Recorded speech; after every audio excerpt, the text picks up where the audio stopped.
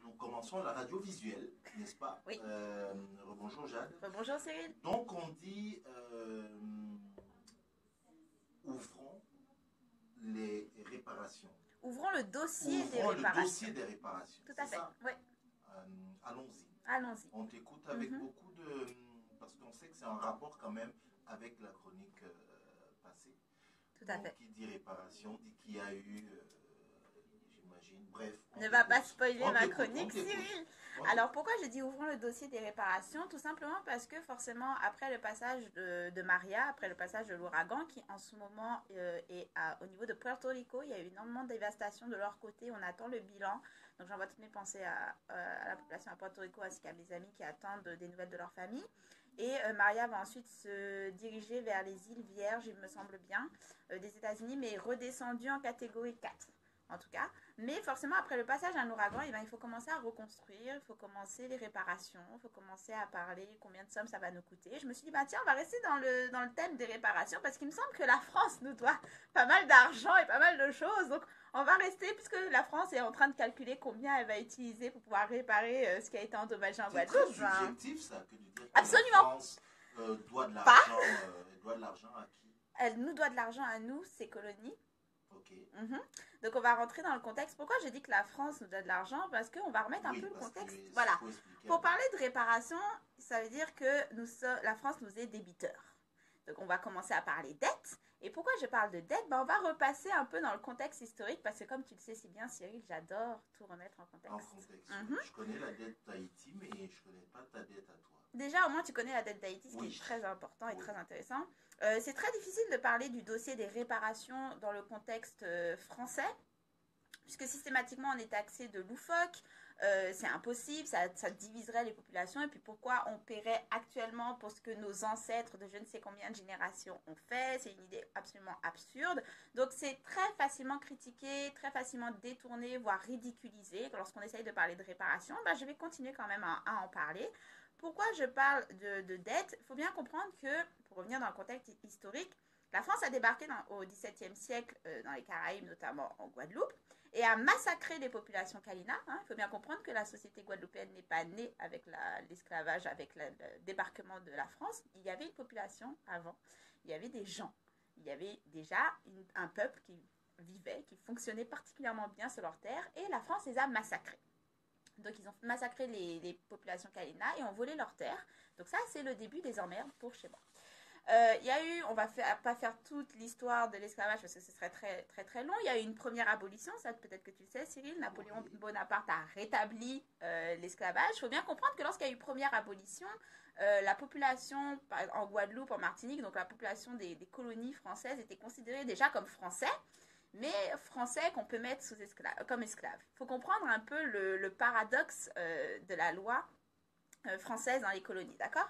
Donc il y a un rétablissement de l'esclavage, et puis en 1848, on abolit une deuxième fois, et cette fois il y a une petite nouveauté qu'il n'y avait pas dans la première, c'est on se dit on va abolir, mais on va indemniser les esclavagistes. Ce qui est une petite nouveauté qui va considérablement marquer notre présent. Pourquoi? Parce qu'il faut bien comprendre qu'on déclare que certes l'esclavage est un crime contre l'humanité, mais on va donner de l'argent aux criminels. Donc quelque part il y a cette idée que finalement il y a eu crime, mais ceux qui ont commis ce crime, on leur doit quelque chose, on va les indemniser. Or il n'existe nulle part dans la loi française ou même dans les lois internationales, normalement vous ne pouvez pas bénéficier de votre crime. C'est une idée qui n'existe dans aucune loi ou aucun système juridique, à part dans la loi française qui estime que si vous avez eu des esclaves, on vous doit de l'argent si on vous enlève vos esclaves. Donc quelque part il y a eu crime, mais on ne reconnaît pas qu'il y a eu criminel. Okay? Donc non seulement on va leur donner une somme d'argent astronomique, mais ensuite ils vont bénéficier d'une rente sur une vingtaine d'années. Donc on va les payer pendant 20 ans pour les indemniser d'avoir pris leur propriété. Et non seulement on va indemniser les esclavagistes, mais il ne va y avoir absolument rien pour les esclaves. L'idée va venir dans les débats, mais elle va être très rapidement écartée parce qu'il y a vraiment cette conception que déjà vous étiez esclave, on vous met libre, remerciez-nous, c'est déjà pas mal. Donc on se retrouve avec ce système qui va permettre la mainmise économique politique, sociale des esclavagistes et de leurs descendants, puisqu'ils se retrouvent à avoir donc les moyens d'acheter les terres, ils achètent les terres, ils forment les banques, ils obtiennent l'argent, et les anciens esclaves qui n'ont absolument rien à part leur liberté qu'on leur a généreusement offert, se retrouvent donc ouvriers à travailler pour leurs anciens maîtres. Donc vous n'êtes plus les esclaves, mais vous êtes payés une misère et vous êtes obligés de travailler pour eux. Et il faut bien également comprendre que, parce qu'il y a vraiment cette idée qu'une fois qu'on a aboli l'esclavage, d'un coup tout le monde est reparti sur un pied d'égalité, tout le monde il est beau, il est gentil et tout le monde il est libre. Non, non seulement les esclavagistes vont tirer un énorme bénéfice de ne plus avoir d'esclaves, mais en plus il faut aussi comprendre que les lois et le système juridique qu'on met en place juste après l'abolition de l'esclavage est extraordinairement dur. Pour certaines populations, c'était même plus dur une fois qu'ils étaient libres que lorsqu'ils étaient esclaves. Par exemple, il y avait des endroits où vous n'aviez pas le droit de quitter votre commune. C'est-à-dire que si on vous trouvait en dehors de votre commune, vous étiez arrêté. Vous n'aviez pas le droit de quitter votre commune, à moins que vous ayez une espèce de permis qu'on vous donnait pour l'autorisation de vous avez le droit d'aller dans telle autre commune parce que vous y travaillez, etc.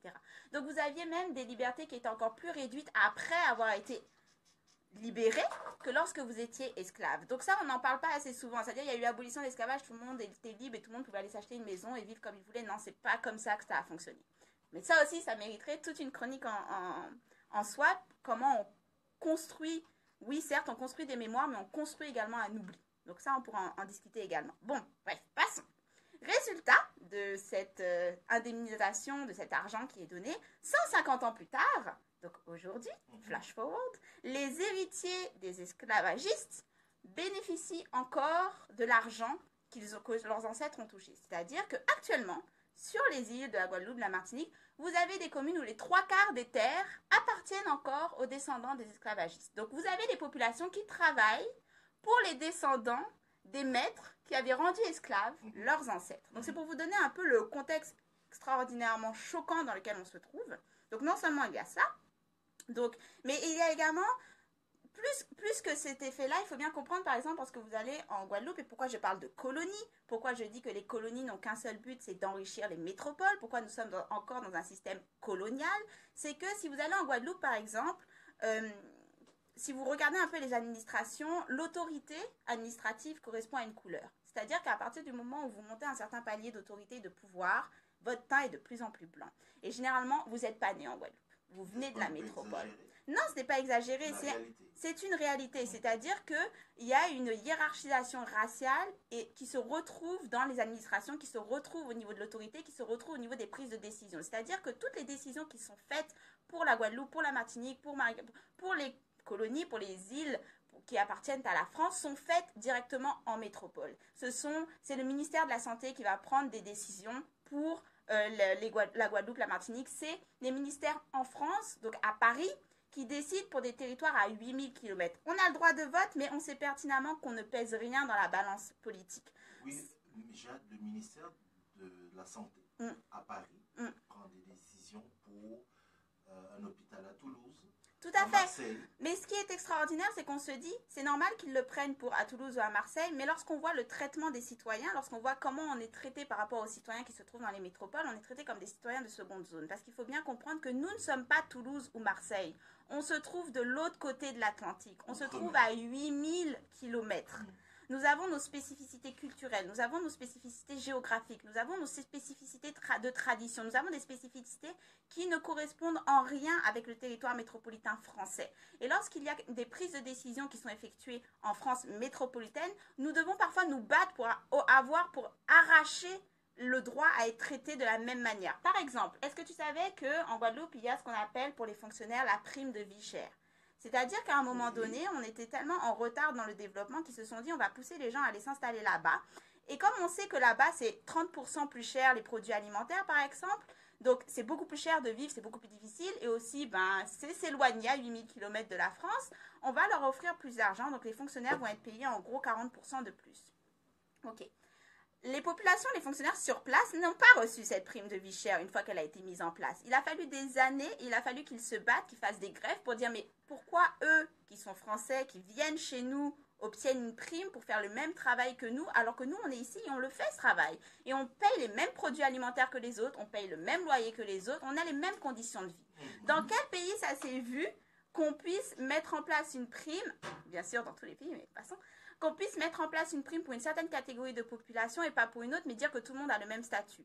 Mais cet exemple-là que je donne par rapport à la prime de vie chère, tu peux la trouver dans absolument toute l'histoire juridique et légale concernant les populations d'outre-mer. C'est-à-dire, on donne des droits aux Français métropolitains et ensuite, en outre-mer, on attend qu'ils fassent la grève, qu'ils se plaignent avec la stigmatisation qui va avec, c'est-à-dire considérer ce fameux stéréotype du doudouisme ou du stéréotype de toute façon, ils sont toujours en grève, pour pouvoir leur accorder les mêmes droits en se plaignant. On doit constamment tout arracher à la France. Tu me fais sortir de ma chronique. Reviens-y. On va revenir. Donc, non seulement il y a cette hiérarchisation des races, mais en plus, il y a des cas choquants, par exemple, les descendants d'esclavagistes qui, dernièrement, je crois que c'était en 2015, ce qu'on appelle, nous, les béquets aussi, ont eu l'autorisation du gouvernement français d'installer une stèle de mémoire, une stèle de... On va glorifier les premiers colons qui, comme je l'ai dit, sont arrivés et ont massacré les populations sur place.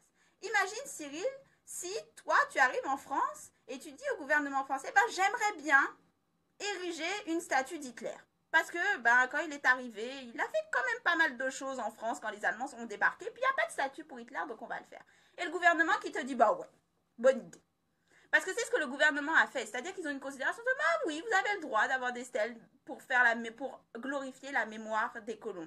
Et il y a vraiment cette négation de la colonisation et de l'esclavage comme un crime contre l'humanité qui se voit dans la manière dont on enseigne l'histoire, qui se voit dans la manière dont on considère les actes et les symboles qui sont donnés et accordés par la France, et dans les actes qui sont faits envers les populations de Caraïbes. Par exemple, tu le sais, en Guadeloupe, on a eu un musée, le Memorial Act, qui a coûté extraordinairement cher, qui est énorme, c'est un énorme musée qui a eu énormément de publicité parce que le président a débarqué pour son inauguration. Et le Memorial Act, c'est une véritable supercherie, une arnaque intellectuelle. Pourquoi? Parce que quand tu rentres dans le Memorial Act, le premier colon qu'on te présente, le premier esclavagiste qu'on te présente, c'est un homme noir. Et c'est à peu près le fil conducteur de toute l'exposition permanente du Memorial Act, c'est cette idée que les Africains ont vendu leurs frères, et puis il y avait quand même des Noirs qui étaient esclavagistes, et puis c'est grâce à la religion que la population est sortie de l'obscurantisme. Au final, quand tu rentres dans le Memorial Act, ce que tu retiens de l'esclavagisme, c'est finalement l'Europe y était pour rien, les Blancs y étaient pour rien, c'était une histoire entre les Noirs, et heureusement qu'on est arrivé pour leur enseigner la religion de Jésus, et heureusement qu'on était là pour après les sortir de l'esclavagisme. Voilà ce que raconte le Memorial Act. Et malheureusement, c'est un discours qui est véhiculé par la France, puisqu'on se souvient tous qu'à l'école, on nous a appris les bienfaits de la colonisation. C'était quelque chose qui avait été fait c'est-à-dire une loi avait ordonné d'enseigner la colonisation comme les bienfaits que ça avait apporté. Les routes, l'enseignement, le français. On glorifie le fait qu'on puisse parler français. La colonisation, c'est-à-dire que nous, pendant des années, on nous a interdit légalement d'enseigner le créole à l'école. Et ça, l'usage de la langue, forcer une langue étrangère sur un territoire, c'est un des premiers actes violents que tu peux faire avec une colonisation. Parce que la langue, c'est pas seulement le moyen de communiquer, c'est le moyen dont on transmet une histoire, dont on transmet des traditions. Il y a des études qui montrent que lorsque l'on perd une langue, on perd tout un imaginaire, une manière dont la population, lorsqu'une population grandit sur un territoire, par exemple, avec des plantes spécifiques à ce territoire-là, va y avoir des mots, parfois des dizaines de mots pour traduire ou pour exprimer une facette de ce territoire. Des mots qui n'ont pas d'équivalence, qu'on ne peut pas traduire dans d'autres langues parce que c'est quelque chose qui est spécifique à cette terre, à ce peuple et à cette histoire. Et lorsque tu empêches la transition de cette langue, lorsque tu empêches l'enseignement, lorsque tu forces une langue étrangère sur ces populations, tu effaces une dimension extraordinaire du vécu et des histoires de ces peuples. Lorsque la France a forcé le français sur nos territoires, lorsqu'elle nous a forcé à oublier ou à arrêter d'enseigner le créole, ça a été un acte de violence dont on ne parle pas suffisamment. Aujourd'hui, moi, ma génération, on parle le créole. Mais la plupart d'entre nous, par exemple, moi je le comprends, mais je suis incapable de le parler. La plupart d'entre nous ne savent pas l'écrire. Et la plupart d'entre nous, par exemple, sont incapables de comprendre le créole de nos grands-parents, nos arrière-grands-parents. C'est plus le même créole. C'est un créole qui a été complètement dilué et déformé par l'arrivée du français. Et c'est une violence et un oubli dont on ne parle pas suffisamment, qu'on n'adresse pas. Passons, parce que sinon on ne va jamais y arriver. Donc, on a cette violence coloniale qui existe. Comme je l'ai dit, on a une vie plus chère de 30%. Nos jeunes sont à 60% au chômage, notamment en Guadeloupe. Et tu sais la réponse de la France par rapport à ça? Vous avez 60% de jeunes qui sont au chômage. Ces jeunes-là, on va les mettre dans une formation donnée par le service militaire. C'est-à-dire que chez nous, le plus grand pourvoyeur de formation, c'est l'armée. Bien sûr, ce n'est pas le cas en France métropolitaine. Mais on a une vision de la population des colonies qui doit être utilitariste. Vous avez trop de gens au chômage, donc on va les mettre dans l'armée et on pourra les envoyer faire la guerre. C'est vraiment une vision de nos populations qui est chère à canon. Si on ne peut pas vous utiliser pour de services, les emplois les plus bas, on vous enverra à l'armée, ce qui n'est pas le cas dans la France métropolitaine. On a eu l'histoire du Bumidum. Le Bumidum, c'est on a fait des promesses extraordinaires à notre population parce que la France avait besoin de main-d'œuvre, parce qu'il fallait occuper les bas salaires, les bas jobs que personne ne voulait. On a pris des milliers de personnes, on les a déplacés, on les a mis dans ces emplois sans les logements promis, sans les formations promis, sans la possibilité de passer dans les échelons, donc toujours à ces jobs minables, et on n'en a plus jamais parlé. La France a fait comme si le bimidum n'était jamais arrivé et on n'a pas d'archives là-dessus. On a 25% d'illettrisme également en Guadeloupe. Mais si je commence à faire la liste de tous les problèmes qu'a causé la France, on ne va pas s'en sortir. Mais en fait, je ne veux surtout pas qu'on donne l'impression que on n'a fait que subir la colonisation. Ce n'est pas le cas. Systématiquement, on a l'impression qu'on n'a fait que subir les crimes et que c'est grâce aux métropoles, lorsque tout d'un coup, ils ont découvert leur humanité, qui nous ont redonné leur liberté. Il faut bien comprendre que dès qu'il y a eu oppression, il y a eu résistance. Il y a toujours eu résistance. Dès que les premiers colons sont arrivés, il y a eu résistance. Pendant toutes les 150 ans dont je t'ai parlé, il y a eu résistance. Aujourd'hui, il y a toujours résistance. On a des mouvements syndicaux, on a des mouvements militants qui sont fourmillants en Guadeloupe. On a eu des revendications d'autonomie. On a tenté de suivre l'exemple d'Haïti, voire d'indépendance. Lorsque Haïti a arraché... Je rappelle d'ailleurs, en parlant d'Haïti... Ne t'énerve pas. Je m'énerve pas. C'est juste que, par exemple, lorsqu'on parle de Napoléon, la seule chose que les gens ont retenue, c'est sa grande défaite de Waterloo. Je profite d'être sur les ondes pour dire non. La grande défaite, la vraie raclée que Napoléon s'est prise, c'est celle qu'a fait d'Haïti envers Napoléon, c'est-à-dire la bataille de Vertières. Ça, c'est la grande raclée que s'est pris Napoléon. Ça, c'est la grande raclée que Haïti a donnée à toute l'Europe lorsqu'elle a arraché son indépendance. Et elle a été la première république noire dans les Caraïbes. Et aujourd'hui, on traite Haïti dans le monde. Et aujourd'hui, on traite Haïti comme si il fallait avoir honte de cette perle des Caraïbes. Mais en fait, on ne comprend pas assez à quel point la France et les Amériques, l'Europe et les Amériques se sont acharnés sur Haïti après qu'elle ait arraché son indépendance. Parce qu'ils voulaient en faire un exemple. Si vous voulez votre indépendance, voilà ce qui va vous arriver. La dette, l'incorporation... Enfin, si je commence à faire la liste de l'histoire, mais Haïti était devenu et est devenu aujourd'hui un espèce d'étendard de voilà ce qui vous arrivera si vous arrachez votre indépendance. Non seulement on va peut-être partir, mais on vous fera payer. C'est ce qui s'est passé envers Haïti. Et moi, j'ai tout mon respect envers l'histoire et envers cette population. Donc, il faut aussi comprendre l'impact que cela donne au niveau historique, mais aussi psychologique, de voir les violences qu'on, encore et encore, on se fait subir sur ces populations-là, l'Europe et l'Amérique. Donc, du coup, il faut bien comprendre que lorsqu'il y a eu oppression, il y a toujours eu résistance. Aujourd'hui encore, on a des groupes comme l'UGTG, on a la Fondation France Fanon, on a, par exemple, LKP, avec bien sûr Domota. On a ces groupes qui continuent de lutter pour demander des comptes à la France, qui ont assigné la France au tribunal par rapport justement à la dette des esclavagistes, enfin le paiement des esclavagistes, en disant, pour montrer que c'était tout sauf légal, que ça ne correspond pas à la Constitution, et aussi pour pouvoir ouvrir la porte à, on va commencer à parler des réparations que vous nous devez après tout ce que vous nous avez fait subir, et on va commencer à parler par exemple de répartition des terres. Comment se fait-il que les descendants d'esclavagistes possèdent encore les 3/4 de notre île? Pourquoi on devrait, nous, travailler pour ceux qui ont réduit nos ancêtres en esclavage? C'est absolument atroce de considérer que c'est un système qui fonctionne et qui devrait rester en place. Donc on a une population qui lutte. Okay? Je voulais juste remettre en place l'agentivité et la résistance de nos populations pour ne pas en faire des victimes constantes, parce que ce n'est pas ce que c'est. Et lorsqu'on parle donc forcément de ces demandes de réparation, la France fait la sourde oreille. La France ne donne que des choses symboliques, fait le Memorial Act. Par exemple, la bande à Lurel et Jolton ont effacé les articles de loi qui avaient accordé le paiement aux esclavagistes, comme si le fait d'effacer les articles de loi avait effacé les conséquences de ces paiements. Non, c'est pas le cas. On vous demande on va parler argent comptant, on va parler pratique, on va parler réparation, pas seulement dans le symbolique, mais dans sortez les calculettes, on va commencer à calculer. Donc, pourquoi aussi, je voulais conclure là-dessus. Il faut également changer au niveau des mentalités. On a un discours de toute façon, les Caraïbes, les colonies ne peuvent pas s'en sortir sans l'aide de la France. lorsqu'on donne ce type d'argument, c'est une idée il y a des civilisations qui seraient supérieures à d'autres, des civilisations qui auraient besoin de l'aide des autres pour pouvoir s'en sortir, ce qui est une mentalité de stigmatisation, de stéréotype. Comme je l'ai dit, on construit des mémoires, mais on construit également des oublis qui permettent de mettre en place ou de maintenir des systèmes de mainmise sur des territoires, mainmise économique, mainmise politique, mainmise sociale, pour faire en sorte que ces territoires ne se rendent pas compte qu'au final, on n'a pas besoin des métropoles, c'est elles qui ont besoin de nous. La puissance maritime dont la France se vante constamment, elle l'a parce qu'elle possède encore des îles dans les Caraïbes. La puissance mondiale que possède la France dont elle se vante, elle l'a parce qu'elle a encore des territoires aux quatre coins du globe. La France nous possède parce qu'on lui rapporte. Tout ce que l'on paye, parce qu'on paye nos impôts, tout ce que l'on achète va directement dans les poches de la France métropolitaine. Lorsque la France se vante de nous donner des aides sociales, on rappelle, on cotise comme tout le monde. Ça n'a rien à voir avec de la charité. Vous nous rendez ce que vous nous pillez. Et vous nous rendez certainement pas de façon égale. Donc oui, on va parler réparation, parce que ce n'est pas tout de vouloir qu'ils partent de nos territoires. C'est de faire en sorte qu'ils partent et qu'ils rendent des comptes en partant. Qu'ils disent, ok, on a commis un crime, on continue à le commettre chaque jour parce que ce qu'on est en train de vous faire, c'est toujours un crime.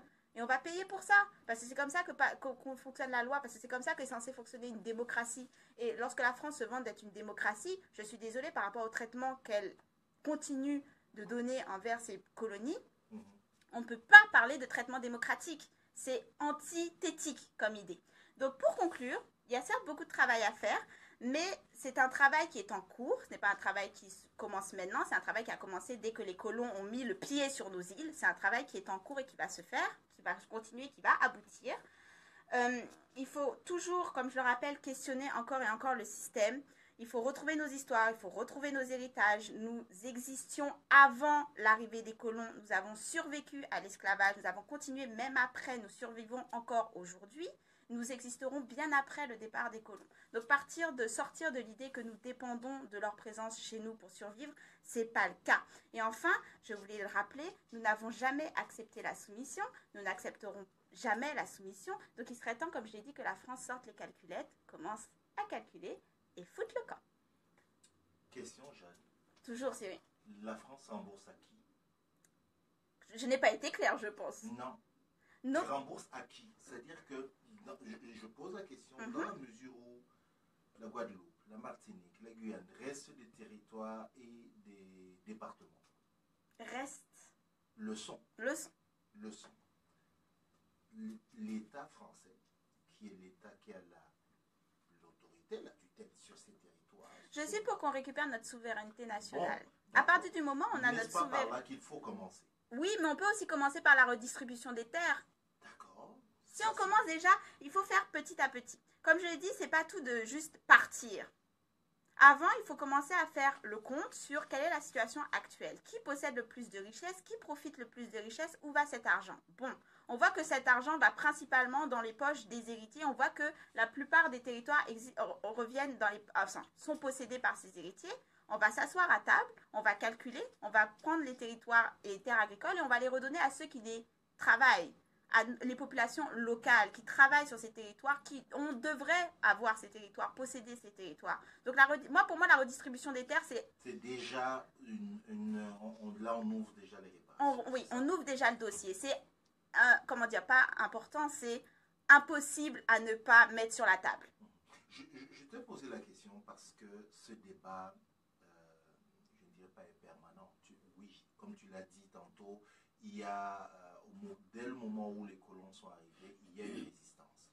Et dès le moment où il y a eu résistance, parce qu'il y a eu injustice, on pouvait déjà parler de réparation. Oui. Mais tant que le territoire n'a pas sa souveraineté, il est difficile de parler de réparation. Dans le cas d'Haïti, quand on fait la comparaison avec Haïti, Haïti est un État aujourd'hui, on dit que la France doit de l'argent, doit rembourser Haïti. On sait que le dernier qui a levé la tête pour dire est-ce qu'on peut parler remboursement et tout réparation, c'est le président Aristide. On sait ce que ça lui a valu. Oui. Mais du côté, par exemple, des territoires et départements sous tutelle français, sous l'État français, tant qu'ils sont encore sous le joug de l'État français, il est difficile difficile de parler de réparation au même titre que par exemple Haïti. Il faut bien comprendre qu'il faut à chaque fois prendre le contexte particulier et l'histoire particulière de ces territoires pour éviter une généralisation et pour éviter de ne pas prendre en compte les spécificités des crimes commis envers ces populations-là, de 1. Et de 2 aussi, je pense qu'il y a vraiment une importance à mettre en place pour tout ce qui est solidarité. Solidarité entre les territoires de la Caraïbe. Je remets bien vraiment en avant la Caraïbe parce que constamment on parle des Antilles. Mais ça aussi, c'était une manière de créer une division. Exactement. Donc, il faut remettre en place une solidarité. Voilà, et c'était exactement, c'était volontaire. Il faut comprendre aussi qu'un des aspects de la colonisation, c'est que nous, en tant que territoire français, on a interdiction de faire du commerce avec d'autres territoires de la Caraïbe qui n'appartiennent pas à la France. On est obligé de passer par la métropole. Ce qui, quand on sait que on est obligé de passer par la métropole, ce qui nous vaut en fait notre vie aussi chère. C'est-à-dire qu'on est obligé de faire venir des produits de 8000 km. On n'a pas le droit de faire du commerce avec des territoires qui se trouvent à juste 1 heure. Voilà, exactement. Ça aussi, ça fait partie des divisions mises en place. Bon. Du coup, c'est aussi l'importance qu'a eu Haïti dans les contextes, dans les mentalités, d'utiliser le cas d'Haïti comme d'un étendard pour faire peur aux autres populations. Ça aussi. Donc, c'est pour ça qu'il faut créer des solidarités entre les peuples. Il faut créer des solidarités entre les peuples de la Caraïbe, mais aussi entre les peuples d'Amérique du Sud, entre les peuples d'Afrique. Je veux dire, on est tout le temps en train de parler de territoire du Sud, population du Sud, etc. Oui, on existe. Dans notre système économique capitaliste actuel, nous sommes des populations du Sud. On va créer des solidarités. Et je pense que c'est par là qu'on doit commencer. Créer cette solidarité et remettre en place les liens qui ont été brisés systématiquement et les mentalités qui ont été brisées avec. Merci beaucoup, Jade. Dans la continuité de ta chronique de la semaine dernière, donc ouvrir le dossier réparation.